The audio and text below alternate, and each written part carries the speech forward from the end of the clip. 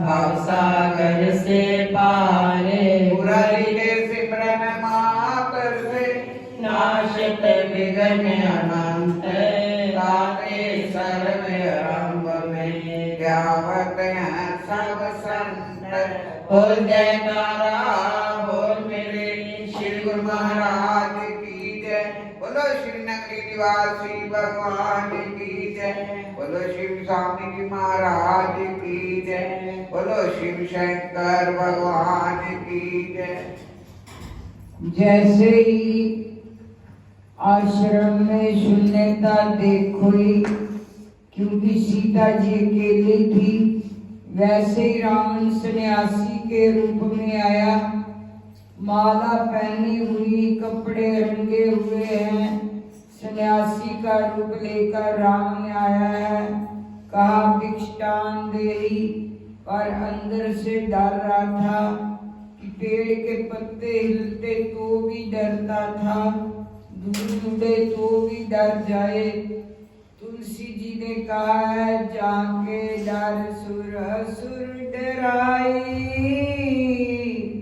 लिसी न नींद दिन अन्न न खाई, सो दसी शिष्यान की न्यायी, इति उत्चिते चला भय जाए। उसमें इतना भय पैदा क्यों हुआ? इमी को पंथ पग देत खगोसा, रहना तेज तन बुद्धि बल लेसा। जो व्यक्ति गलत मार्ग पर कदम रखे तब उसका बल बुद्धि तेज घटने लगता है। रावण समर्पण के मार्ग पर नहीं था, अपहरण के मार्ग पर था, अतः कांप रहा था। पंचवटी में लक्ष्मण रेखा देखकर रुक गया, बोला भिक्षान देहि। भक्तु सीता जी ने सोचा कि कोई अतिथि आया है, इसलिए भिक्षा लेकर बाहर आई। रेखा देखी, सीता जी ने रेखा पार नहीं की। रेखा पार ना करे तो कोई बात नहीं, पर जहाँ शास्त्र और संत की रेखा पार करके बाहर निकल जाओगे तो तुम्हें कोई बचा नहीं सकेगा। जानकी जैसी सती का अपहरण हो तो हम किस गिनती में। तुलसी जी कहते हैं कि वैराग चला गया, पर कोई बात नहीं, पर वैराग्य एक रेखा खींच कर गया है। ये रेखा हो तो मुसीबत से बच सकते हैं। विराग की अंतिम रेखा को पार कर जाओ तो कोई बचा सकेगा। लक्ष्मण रेखा पार करके वे बाहर आई। सीता जी को लगा कि अब मुझे बाहर आना पड़ेगा, क्योंकि जानकी जी ने सोचा भगवान शंकर भूखे हैं, माँ भवानी पीसने की चीज पीसती है, अपने पति को पीसने की चीज पीसकर रोटी खिलाती है। भवानी उसमें सबको घूम रही है, उसमें लंका के थोड़े दाने बाकी रह गए हैं, चलो उन्हें भी पीस कर पूरा कर दूं। जैसा हार कर देख भूखा है। भगवान शंकर जी की तृप्ति के लिए माता जी ने लक्ष्मण रेखा पार की, बाहर आई। जैसे सीता जी पास गई तो रावण कांपने लगा। पाप जो अंदर है वह निर्भय नहीं रह सकता, परछाई से भी डरता है। ये तो सीता जी की परछाई है। जब व्यक्ति झूठ बोलता है तो परछाई से भी डरता है। गांवों में तो ऐसा बनता है, वर्षा ऋतु चलती हो तो किसी की मूंगफली बाजरा लूटने चोर आए तो आंकड़ों की परछाई से भी डरती है। व्यक्ति जैसा लगता है पापी को परछाई डराती है। सीता जी परछाई है, प्रतिबिंब है। पर रावण डरने लगा, जैसे तैसे बोलने लगा, दृष्टि घूमने लगी।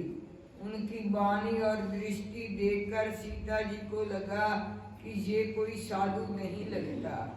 कह सीता सुन जल्दी गुसाई, बोले वचन दुष्ट की न्यायी। वाणी से व्यक्ति की पहचान हो जाती है, व्यक्ति कैसा बोलता है उससे ही पता चल जाता है। एक व्यक्ति को सारा गांव मूर्ख कहता था। 35 साल से उसे लोग मूर्ख कहकर बुलाते थे, उसका नाम मूर्ख पड़ गया। अब उसकी आदत हो गई कि कोई मूर्ख कहता तभी वह सुनता था। मानस शास्त्र का नियम है, एक ही वस्तु अपने मानस पटल पर ज्यादा समय रहे तो आपका मानस उस प्रकार बदल जाता है। मानस शास्त्र का वह नियम है। 35 साल से मूर्ख कह रहे थे। 36वें साल में उसने सोचा कि ये गांव मुझे मूर्ख मानता है। अपने मन में ये क्या समझता है, मैं क्यों मूर्ख हूँ, गांव मूर्ख है, गांव छोड़ दूँ। गांव छोड़ दिया, दूसरे गांव गया, उसे प्यास लगी।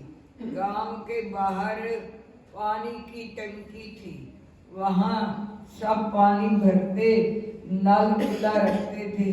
उसे बहुत प्यास लगी थी। उसने एक बहन से कहा, बहन मुझे पानी पीना है। उस बहन ने घड़ा के लिए, लो पी लो। नल चालू था, वह दोनों हाथों को जोड़कर अंजलि बनाकर नल के नीचे रखकर पीने लगा। 2-3 मिनट पीने लगा, फिर नल को कहने लगा, बस रहने दो, गांव में प्याऊ हो, बूढ़ी औरत लोटे से पानी पिलाती हो, हम अंजलि बनाकर पानी पिए, हम कहें कि बस रहने दो तो वह औरत पानी डालना बंद कर देती। ये व्यक्ति नल को मना करने लगा, बस रहने दो। 5 मिनट 10 मिनट हो गए, पानी लेकर जा रहा था, पानी बेकार जा रहा था, वह नल को मना कर रहा था। इस 10 मिनट बिगाड़ दी। उस बहन ने सोचा कि कमाल है, उसे पता है कि ये नल है तो वह किसे मना कर रहा है। 11वें मिनट में बहन ने कहा, अरे मूर्ख अब तू जा। वह चमक गया, बोला, आपको भी पता है कि मेरा नाम मूर्ख है। व्यक्ति की आंखें और पानी व्यक्ति का जीवन कह देती है। सीता जी बोली, महाराज आप किसी दुष्ट की तरह बातें कर रहे हो। रावण समझ गया सीता जी के सामने ज्यादा देर खड़े रहना कठिन है। बोले सा